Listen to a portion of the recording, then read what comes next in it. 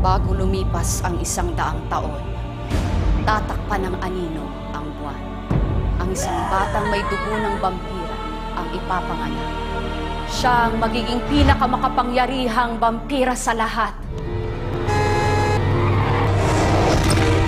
Pero kaakibat ng kanyang pagkakapanganak, isa ring makapangyarihang lobo ang iluluwal na naitakdang maging mortal niyang kaaway sa muling pagtatago ng buwan. Isang dugo na lang ang magwawagi. Subukin ang iyong paniniwala. Damhin ang walang hanggan. Mula sa direksyon ni Jerry Lopez Sinene, Trina Dairit at Chito S. Ronyo. Big sorry. Angel Oxen. Shadow Cruz. You're telling me na sa isang meeting involving a multi-million peso, isang sekretary ang pinadala ng kumpanya mo? As I've said, I'm her executive No, I assistant. heard you. Sa kang glorified secretary.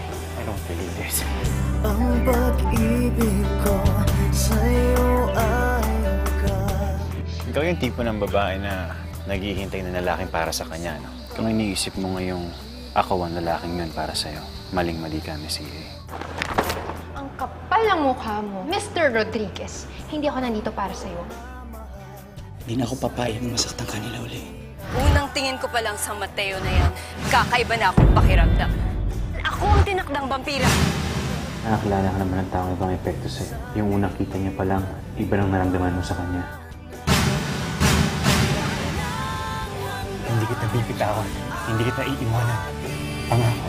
Kung sana maniwala ka sa akin, nasa panganib ka. She's a threat to us.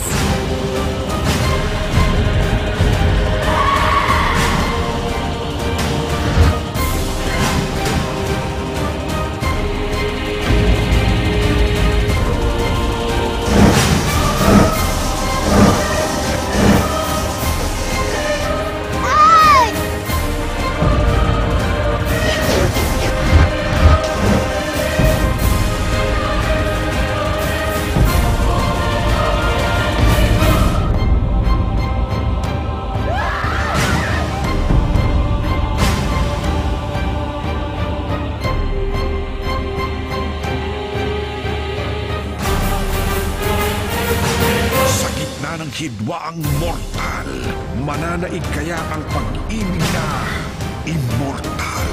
Ngayong Lunes na, pagkatapos ng Noah,